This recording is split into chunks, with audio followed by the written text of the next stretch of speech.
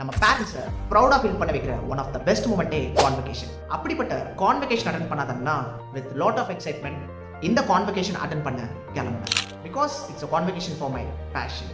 A lot of people were gathered. Chief guest arrived. Ceremony started. இவரோட ஸ்பீச்சுக்காக ரொம்பவே காத்திருந்தேன். At last he started delivering his speech. Really இந்த session ரொம்பவே வேல்யூபிளாகவும் ரொம்ப இன்ஸ்பைரிங்காகவும் and literally I learned a lot. இப்போதான் கதையே ஆரம்பிக்குது.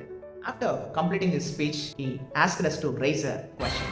என்னோட ஸ்கூல் காலேஜ் டேஸ்ல stage fear, crowd fear, class டைம்ல டீச்சர் எங்க கேள்வி கேட்டுருவாங்கன்னு சொல்லி ஒரு பயத்தோடையும் என்னதான் என்னோட லைஃப் பயத்திலே போயிட்டு இருந்தாலும் but after some point I started breaking all those fears. That is the thing I did here. ஒரு பக்கம் என்னதான் பயம் இருந்தாலும் கிடைக்கிற ஆப்பர்ச்சுனிட்டி மிஸ் பண்ணாதுன்னு சொல்லி என்னோட மனசும் ஃபியரை பிரேக் பண்றதுக்கு என்னோட கான்ஃபிடன்ஸும் ஹெல்ப் பண்ணதுனால I am the first person got a mic and raised a question to mister Ravi IPS. ஃபிட்னஸ்னாலே ஃபிசிக்கலாக ஃபிட்டாக இருக்கிறது மட்டும் கிடையாது, மென்டலி அண்ட் ஃபிசிக்கலி ஃபிட்டாக இருக்கிறது தான் ஃபிட்னஸ். மென்டலாக ஃபிட்டாக இருக்கிறதுக்கு நீங்கள் என்ன ஃபாலோ பண்ணுறீங்க அண்ட் நாங்கள் என்ன ஃபாலோ பண்ணுறது? அதுக்கு அவர் சொன்ன பதில் என்ன தெரியுமா? ரொம்ப சிம்பிளாக இருந்தாலும் பட் ரொம்பவே எஃபெக்டிவாக இருந்துச்சு. Analyse your thoughts. அவர்கிட்ட நான் கேட்ட கேள்விக்கான பதிலும் அட்லாஸ்ட் நான் பேஷனுக்காக கம்ப்ளீட் பண்ண ஃபிட்னஸ் சர்டிஃபிகேஷனும் அவர் கையால் வாங்க முடிஞ்சது.